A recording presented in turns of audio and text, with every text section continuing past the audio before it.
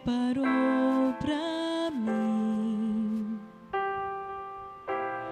mas nunca pude imaginar o que estava a me esperar neste meu novo e lindo lar.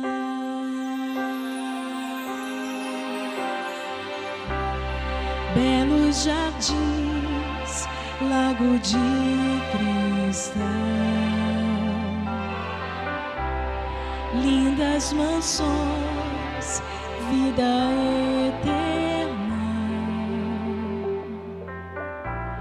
flores que nunca murcharão, não há mais sombra do mal, um novo céu, um novo lar.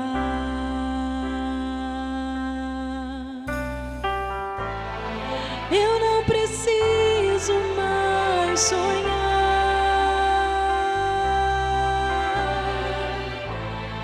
posso abraçar o meu Jesus,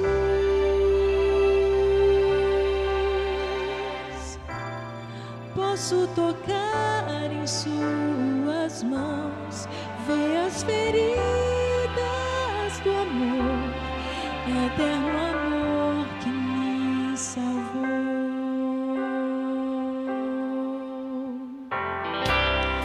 Quanta emoção quando encontrei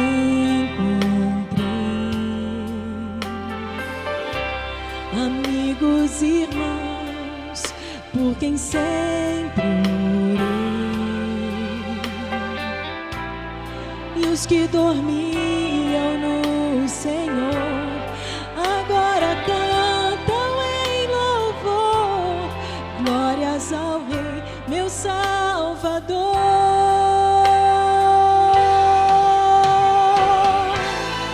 Eu não preciso mais sonhar,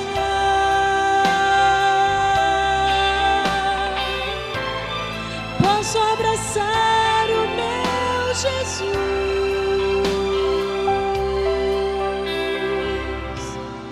posso tocar em suas mãos, ver as feridas do amor, eterno amor que me salvou.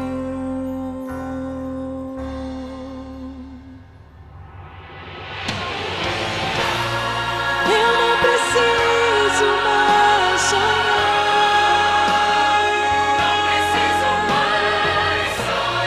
posso abraçar o meu Jesus,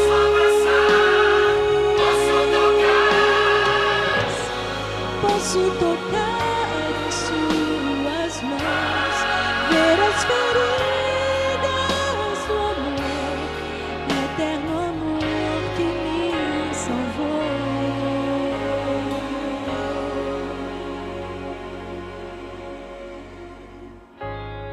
Eterno amor que me salvou.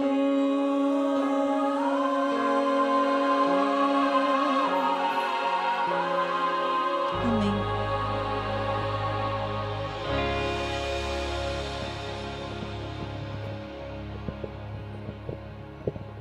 Um bom sábado à igreja.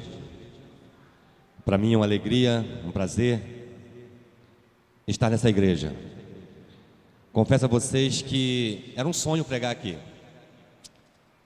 Trago um abraço da mãe de vocês, a igreja do Meia, a mãe da igreja de Madureira. Ou seja, a igreja do Meia é a mãe de todas do Rio de Janeiro.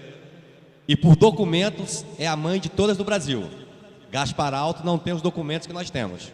Então, oficialmente, a igreja do Meia é a primeira do Brasil, tá? Depois o Gaspar Alto briga com a gente lá, mas a gente tem documentos comprovando isso aí. Irmãos, eu não vou falar nada do nosso convívio não, porque o Antônio já falou tudo. Mas só vou dizer uma coisa, quando esse cara casou, eu sofri pra caramba. Era meu parceiro, era meu amigo, era meu auxiliar de cozinha, né, Antônio? Eu cozinhava, ele lavava a louça. Então era assim uma festa muito dentro de casa, entendeu? Então quando ele casou, eu fiquei assim muito triste, muito chateado, estava perdendo um grande amigo. Mas assim, as coisas passaram, né? E hoje a gente senta e começa a contar as histórias do passado. E hoje ver o Antônio como ancião dessa igreja, também para mim é uma grande satisfação. E as pessoas falam assim: você, primeiro ancião do Meia, e Antônio, ancião em Madureira? Eu falei: pois é, para você ver como Deus transforma, né? Mas estamos aqui. Abra sua Bíblia em Provérbios, no capítulo 3, e deixa ela ali aberta. Quando o Antônio me convidou para pregar hoje, ele falou que hoje era um sábado de mordomia, e que era para eu falar sobre mordomia. Irmãos, eu confesso que falar sobre mordomia não é fácil, porque quando você chega a uma igreja, e as pessoas olham ali no boletim, graças a Deus eu procurei o boletim da igreja na internet, e achei 1 de julho só, e vê ali, mordomia, os irmãos vão embora. Até achei que tivesse acontecido isso aqui, porque já vem aquele assunto chato de falar sobre dinheiro. E eu peguei uma semana de oração. Tchau, filha. E eu peguei uma semana de oração de mordomia que a gente faz, e tentei resumir em apenas um sermão. E ao estudar mordomia, nós temos a plena certeza e a plena convicção que mordomia não é apenas dinheiro. Dá para projetar aí, irmão, para nós? Que mordomia não é apenas dinheiro. Mordomia vai muito além do que você falar em dinheiro. E o tema dessa manhã é o seguinte: administrando os bens de Deus. E nesta manhã a gente vai tentar passar para a igreja o verdadeiro sentido da mordomia, o verdadeiro sentido da administração daquilo que Deus nos deu. E a primeira pergunta que eu faço nesta manhã: o que é ser um mordomo? Você está com a sua Bíblia aberta em Provérbios, no capítulo 3. Agora você vai ler os versos 9 e também o verso 10. E ali diz o seguinte: honra ao Senhor com a tua fazenda, com as primícias das tuas rendas, e se encherão os teus celeiros abundantemente, e transbordarão de mosto os teus lagares. A palavra de Deus diz que nós devemos honrar ao Senhor com os nossos bens. E você continuando vendo, você entende que dízimos e ofertas são questão de salvação. Dízimos e oferta é uma questão de estar ou não em relação, ter um relacionamento íntimo com Deus. Quando nós estamos aqui à frente, nós dizemos: nós vamos devolver a Deus os nossos dízimos e as nossas ofertas. E o que eu acho interessante, queridos, que a igreja, ela não é contra sermão de mordomia. A igreja não reprova este assunto. Afinal de contas, muitos dos nossos irmãos, muitos de nós, temos dificuldades em entender o que é mordomia. Eu confesso a vocês que eu mudei radicalmente a minha forma de ofertar já aos 36 anos de idade, quando eu fiz uma semana de mordomia. Então a igreja tem dificuldade em entender o que é ser um mordomo. A igreja tem a necessidade de ser fiel a Deus. A igreja quer ser fiel a Deus. E muitas vezes a igreja não é fiel a Deus, porque ela não entende o que é ser um mordomo. Dizimar e ofertar é adorar ao Senhor nosso Deus. Ao dizimar e ao ofertar, eu estou adorando a Deus. Eu não estou pagando a Deus o que Deus fez por mim, ou não estou comprando a Deus para receber um emprego melhor, ou não estou comprando a Deus para receber aquela bênção que eu preciso. Teologia da prosperidade é na outra esquina. A Igreja Adventista do Sétimo Dia, ela não prega a teoria da prosperidade, a teologia da prosperidade. E uma pergunta que eu faço aqui nesta manhã: o que é mordomia cristã? Volte um pouquinho na sua Bíblia, no livro de Salmos, Salmos no capítulo 24, no verso 1. Você pode acompanhar na sua Bíblia, mas o verso está projetado. Olha o que diz ali: do Senhor é o quê? É a terra e a sua plenitude, Do Senhor também é o que? O mundo e aqueles que nele habitam. Nós estamos estudando na lição da escola sabatina que Deus criou tudo. E agora você vem no livro de Salmos e diz que ao Senhor pertence tudo. Você pertence ao Senhor. Tudo que você tem pertence ao Senhor. E se você for mais à frente, no Salmos, no capítulo 89, verso 11, diz mais: teus são os céus, tua é a terra, o mundo e sua plenitude. Quem fundou? Foi o Senhor. Se o Senhor fundou tudo, tudo pertence a Ele. Vamos lá agora no livro de Ageu. Ageu, está lá nos profetas menores. Ageu no capítulo 2, no verso 8, olha o que diz ali: minha é a prata, meu é o ouro, assim diz o Senhor. Querido, tudo pertence a Deus. E se você for mais, em 1 Pedro, no capítulo 2, verso 9, olha o que diz ali: vós, porém, sois raça eleita, sacerdócio real, nação santa, povo exclusivo de propriedade exclusiva de Deus, a fim de proclamar as virtudes daquele que vos chamou das trevas para a sua maravilhosa luz. Ou seja, nem você mesmo é seu. Eu não sou meu. Eu sou propriedade exclusiva de Deus. Amados, quando eu entendo que eu não sou meu, quando eu entendo que o meu carro não é meu, quando eu entendo que esta igreja não é minha, que a minha casa não é minha, fica mais fácil entender o que é ser um mordomo. Agora, vejamos, mordomia cristã. Mordomia cristã é a doutrina que afirma que tudo o que temos e tudo o que somos pertence ao nosso Deus. Mordomia cristã é a doutrina mais abrangente, pois ela atinge todos os aspectos da vida cristã. Mordomia cristã, ela atinge trabalho missionário, guarda do sábado, família, saúde e etc. Tudo o que se faz e tudo o que se fala dentro da igreja é mordomia cristã.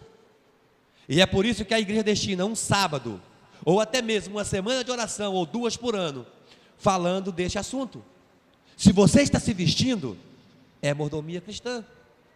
Se você está se alimentando, é mordomia cristã. Tudo o que fazemos está implícita ali a mordomia cristã. E onde foi que começou a mordomia cristã? Onde foi que Deus implementou a mordomia? Nós vimos aqui que nós somos administradores escolhidos por Deus.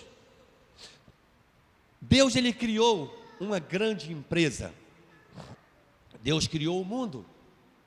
E a criação de Deus é uma grande empresa. Tem algum administrador de empresas aqui? Eu creio que não tem.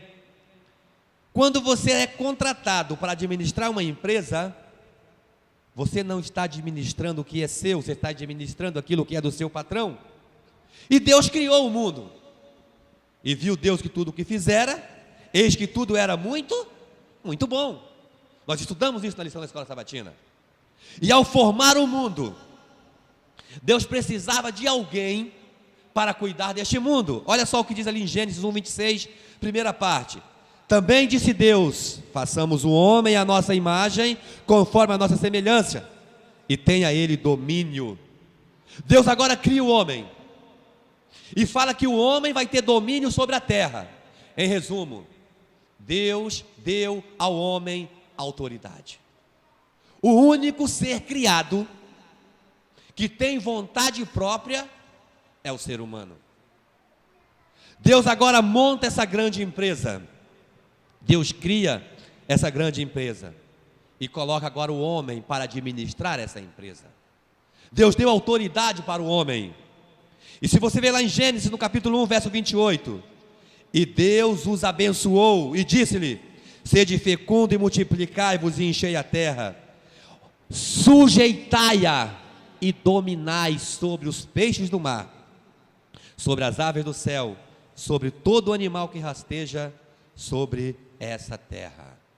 Queridos, Deus deu ao homem a autoridade e deu ao homem também a administração deste mundo. Você vê um touro, você vê um elefante, você vê os animais mais fortes que existem sobre a terra. Deus deu autoridade para o homem dominar sobre esses animais. Então Deus agora criou o jardim do Éden, criou o mundo.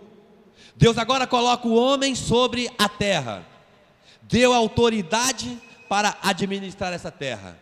Agora, toda a autoridade, toda a liberdade, eu sempre falei isso para o meu filho, ela é precedida de uma responsabilidade.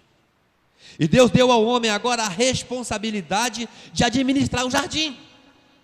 Deus deu ao homem a responsabilidade de administrar tudo o que ele criou. Olha, queridos, recentemente eu fui convidado a fazer parte da chefia de enfermagem do Hospital Municipal Salles Neto. A minha chefe diz que eu sou o braço direito dela. Diz isso para você também, não diz, Angélica? Meio maluca, né? Mas ela diz isso. Queridos, e ela fala o seguinte, que ela não consegue mais trabalhar dentro daquela sala sem a minha presença. Agora imagine, por que eu estou falando isso? Porque quando você tem essa responsabilidade, você está administrando algo que você está representando alguém. Na ausência da minha chefe, eu a represento dentro da sala da chefia de enfermagem. E esse dia a diretora me chamou para me pedir um favor, e eu falei para ela, doutora, eu sou apenas aqui dentro do hospital um simples auxiliar de enfermagem. E ela falou, você é um simples auxiliar de enfermagem com a responsabilidade de cuidar de todos os insumos de dentro dessa enfermaria. Olha só, a responsabilidade que eu tenho dentro do Hospital Municipal Salles Neto. Deus agora, olha o que ele faz. Gênesis 2, verso 15. Tomou, pois, o Senhor Deus ao homem e colocou no jardim para cultivar e guardar a terra. A nossa responsabilidade, e foi a responsabilidade de Adão, foi cultivar e guardar. Nós, como mordomos de Deus, temos a responsabilidade de cultivar e guardar aquilo que Deus nos deu. E mais, o primeiro item que Deus lhe deu para administrar, sabe qual foi? A vida.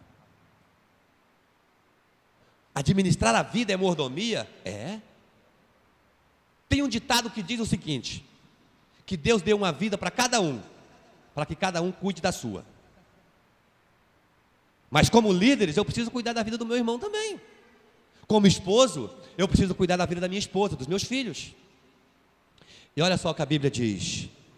Então formou o Senhor Deus ao homem do pó da terra, e lhe soprou na narina o fôlego da vida, e o homem passou a ser uma alma vivente. Ao homem passar a ser uma alma vivente, ao homem ter uma vida, que na realidade não é dele, é de Deus, eu preciso administrar bem a minha vida. Eu preciso ser um mordomo fiel, cuidando da minha vida, cuidando da minha saúde, e assim sucessivamente. O segundo ponto que Deus deu para o homem administrar, o homem deveria administrar o tempo.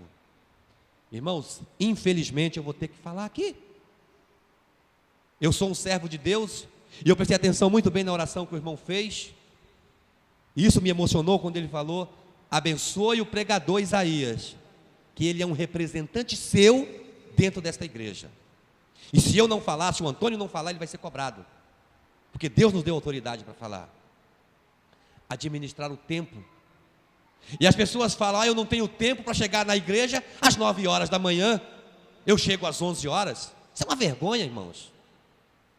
Eu estou administrando mal o tempo que Deus me deu.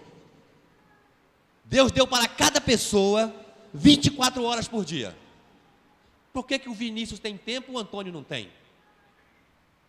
Eu estou administrando mal o tempo que Deus me deu. Olha o que diz ali: disse o Senhor, haja luz e luzeiros no firmamento do céu, para fazerem separação entre o dia e a noite, e sejam para ele os sinais, para as estações, para o dia e para os anos. Então Deus agora estabelece o tempo na terra, e Deus deu para o homem 24 horas por dia. Então, se você não está tendo tempo para levantar de manhã e fazer o culto, se você não está tendo tempo de tirar 10 minutos para estudar a lição da escola sabatina com seu filho e fazer o culto familiar, é porque você não está administrando bem o seu tempo. Porque eu estou sendo um mordomo infiel. Engraçado, estou falando sobre mordomia, já falei sobre 2 assuntos e não falei sobre dinheiro ainda.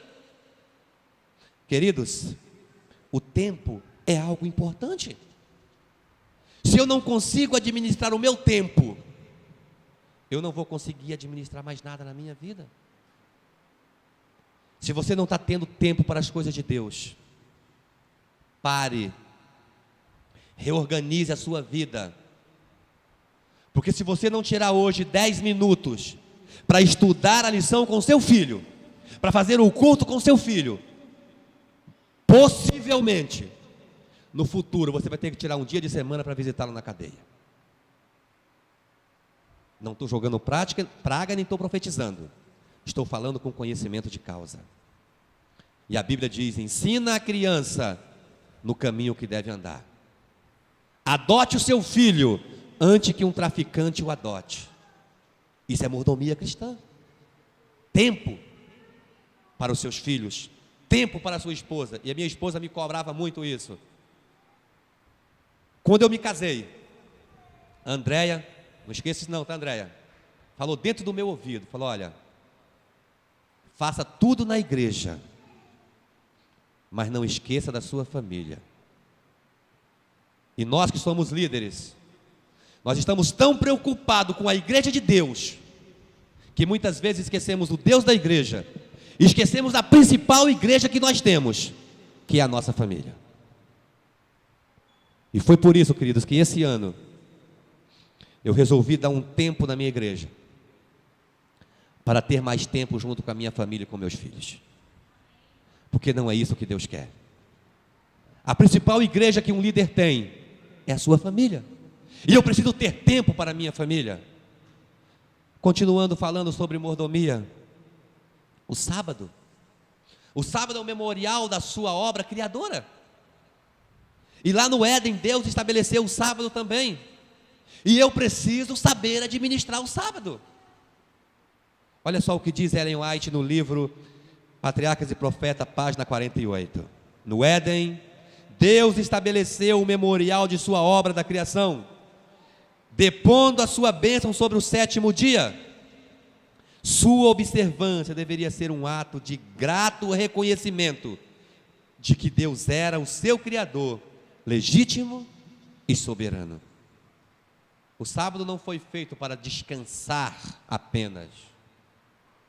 O sábado foi feito para eu ter um íntimo relacionamento com Deus. Não que na semana eu não precise ter esse íntimo relacionamento, mas o sábado é o memorial da sua criação. Como é que eu estou administrando o sábado? Eu estou administrando o sábado chegando na igreja às 8 da manhã para a classe de professores. Fico no culto. Logo após o culto, eu preciso atender algum irmão na porta que está com algum problema. 3 horas eu já tenho uma reunião. 4 horas outra, 5 horas no JA. 7h30 a comissão da igreja. Chego em casa às 11 horas da noite. Estou administrando bem o sábado, Charles? Não sei, acho que não. Ah, mas eu estou fazendo o trabalho de Deus. Eu não sei se Ellen White falou, não estudei, não li, mas ouvi dizer. E pode ser que se encaixe no assunto aqui, que muitas vezes o inimigo te enche de tantos afazeres dentro da igreja, para você estar tão ocupado com a igreja de Deus, e esquecer o Deus da igreja. Queridos, o sábado, ele é um dia deleitoso, é um dia prazeroso. Então eu preciso nesse dia saber também administrá-lo, colocar as coisas no seu devido lugar. Ah, mas o pessoal da saúde pode trabalhar no sábado? Eu não conheço na Bíblia um lugar que diz que o pessoal da saúde pode trabalhar no sábado. Lá está escrito que é lícito fazer o bem no sábado. Há muitos anos eu não dou um plantão no sábado. É uma questão pessoal minha. Posso dar um plantão no sábado? Não sei. Porque eu também não me sentiria com a consciência tranquila, estar em casa, e um paciente que eu cuido dele em casa, precisando de mim, eu não estando lá. Agora, mesmo eu dando um plantão no sábado eu não vou organizar o armário de medicação. No sábado eu não vou fazer rotina. Eu vou apenas cuidar do meu paciente. Porque o sábado, queridos, também foi feito para eu administrar. Lá no jardim do Éden, o homem precisava observar o sábado. E abençoou Deus o dia sétimo e o santificou, porque nele descansou de toda a obra que fizera como Criador. Então, se Deus descansou, se Deus abençoou e se Deus santificou, eu também preciso santificar o sábado. Agora, dentro da igreja, eu posso estar na igreja e não estar santificando o sábado. Posso estar na rua e estar santificando o sábado. Mas, queridos, o sábado é do Senhor Deus, não é meu. Outro ponto que Deus colocou para o homem administrar: deveriam administrar os seus dons. Mas dons é mordomia, Antônio? Se eu vi que tudo que eu tenho é de Deus, eu preciso administrar, os meus dons também é mordomia. Olha só o que diz lá em Gênesis 2, verso 15: o homem lavrando o jardim. O homem foi colocado no jardim para lavrar. E aqui a gente pode acrescentar como um engenheiro agrônomo. Era o dom de Adão cuidar do jardim. Outro ponto, que era dom de Adão, ele colocou o nome nos animais, como um verdadeiro biólogo. Queridos, olha só o que diz Patriarcas e Profetas, na página 47. Era o trabalho de Adão e Eva moldar os ramos das trepadeiras, de maneira a formar as caramachés, fazendo assim para si como árvores vivas, moradas cobertas com folhagens e frutos. Havia fragrantes flores de toda cor em grande proporção, em grande profusão. A habilidade de Adão e Eva era cuidar do jardim.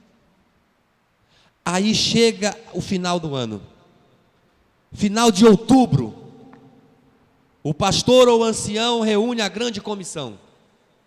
Essa grande comissão escolhe a comissão de nomeações.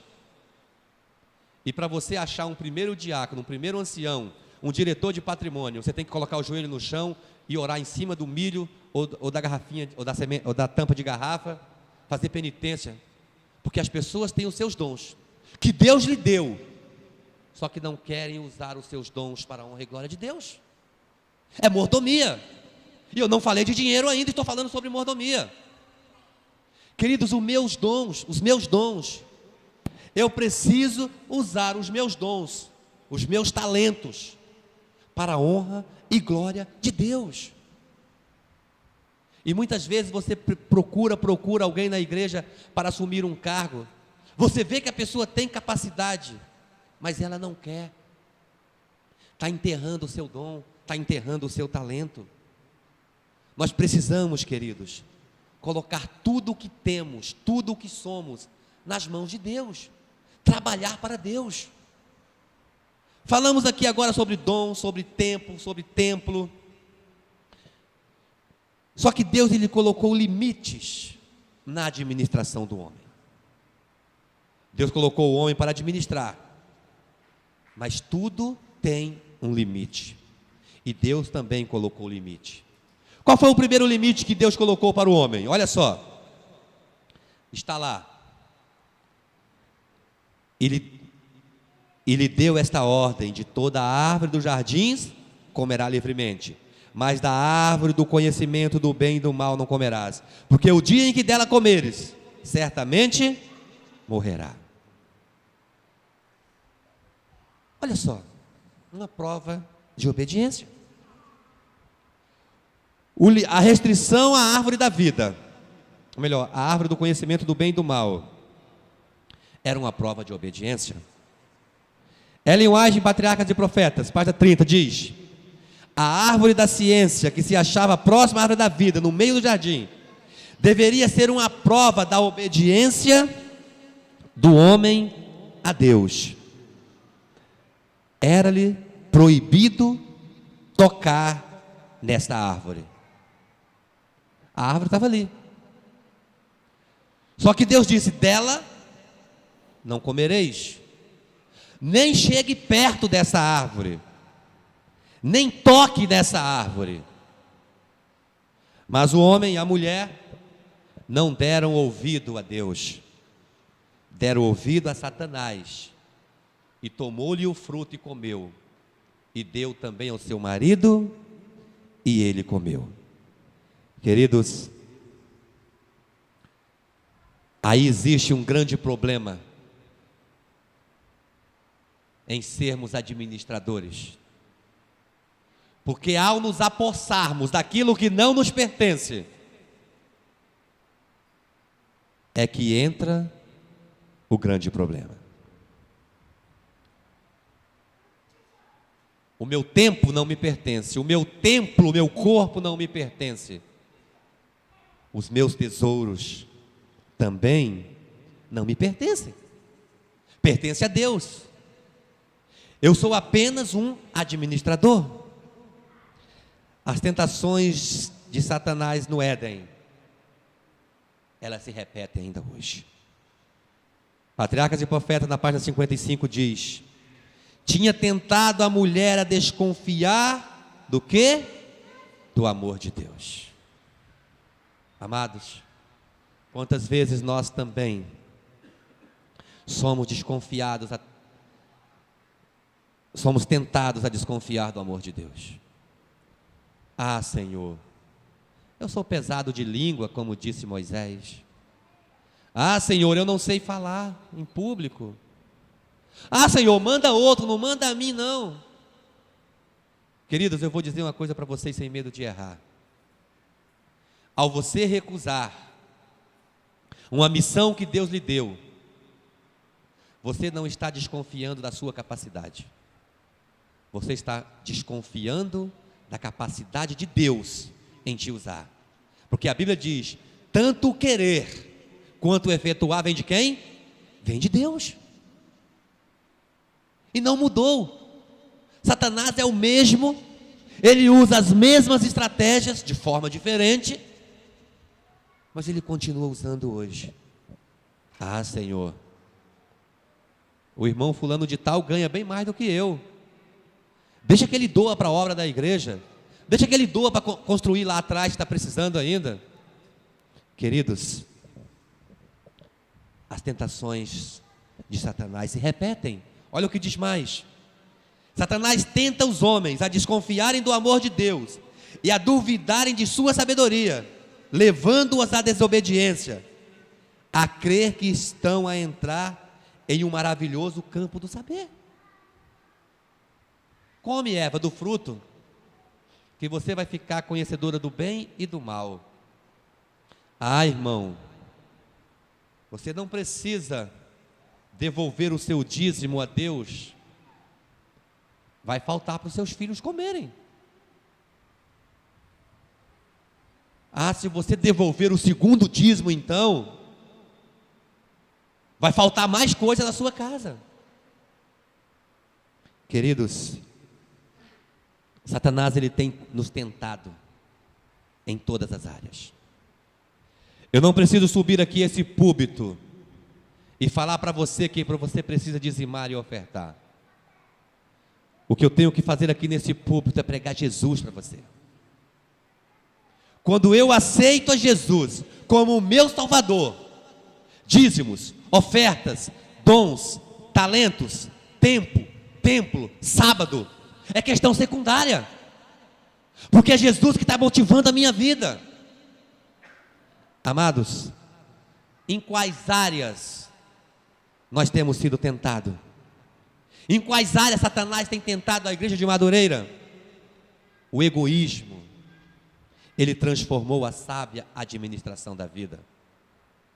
Eu sou tão egoísta que eu não quero dar para Deus o que é dele. O meu tempo, o meu templo, o meu tesouro, os meus talentos. Eu também sou tentado a destruir o templo do Espírito Santo de Deus. E como é que eu destruo esse templo? Uma alimentação errada que eu pratico. Como é que eu destruo esse templo? Dormindo poucas horas por noite, descansando pouco, levando uma vida sedentária.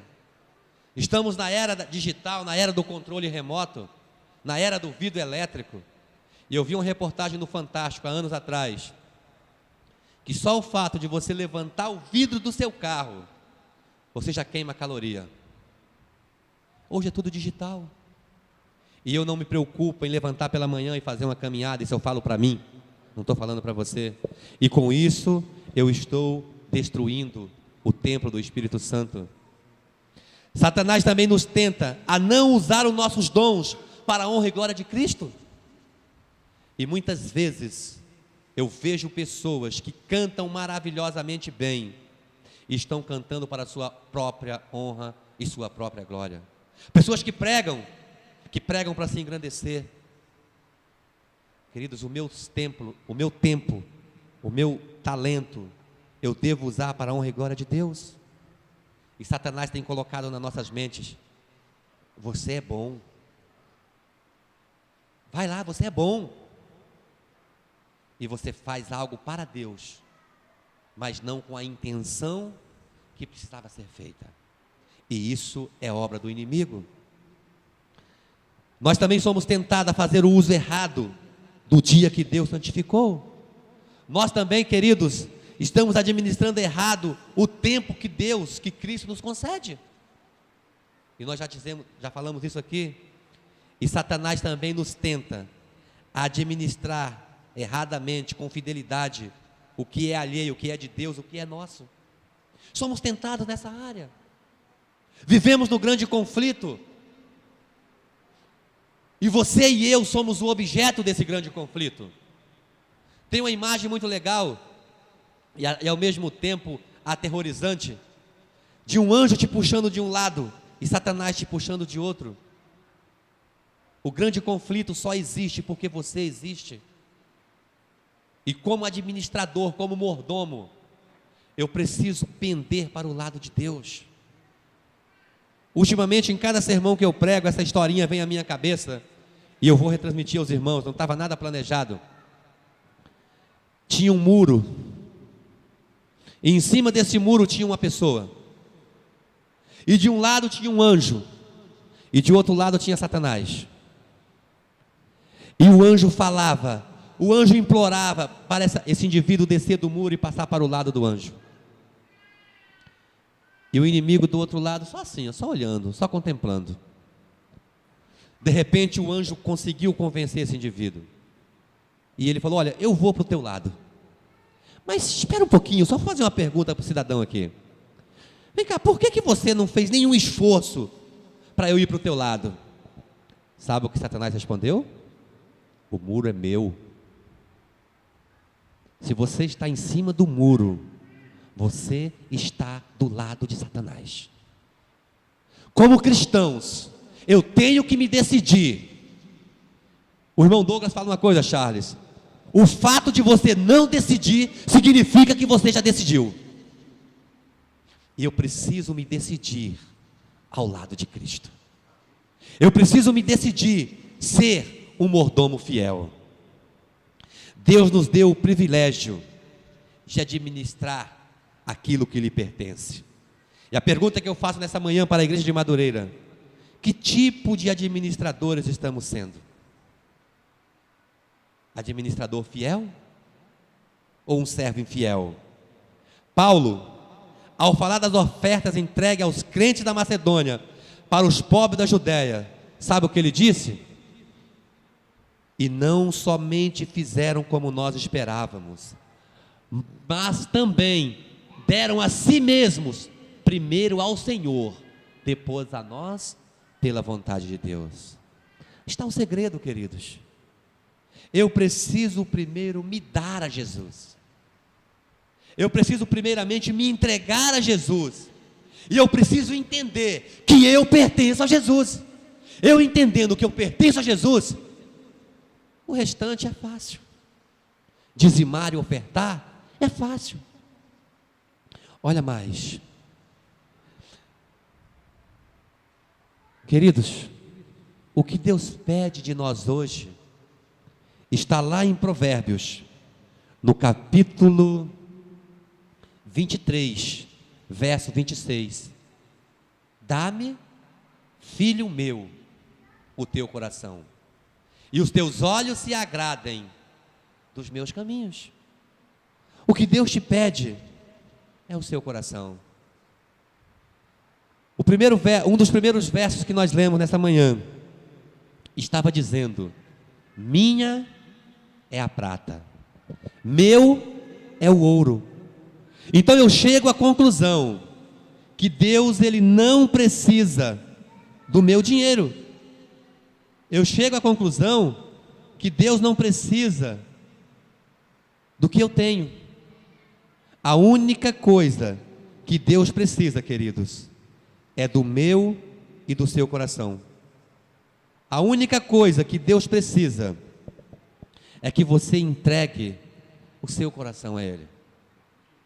Ao entregar o seu coração a Jesus, você está mostrando que você é um verdadeiro mordomo. Eu queria convidar aqui a equipe de louvor, e nós vamos cantar o hino 295.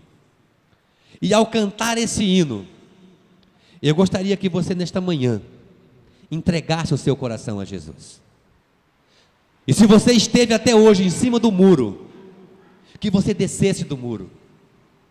Se você até hoje tem sido um péssimo administrador, um péssimo mordomo, ou até um mordomo mais ou menos, que você entregue o seu coração a Jesus e tudo entregue a Ele.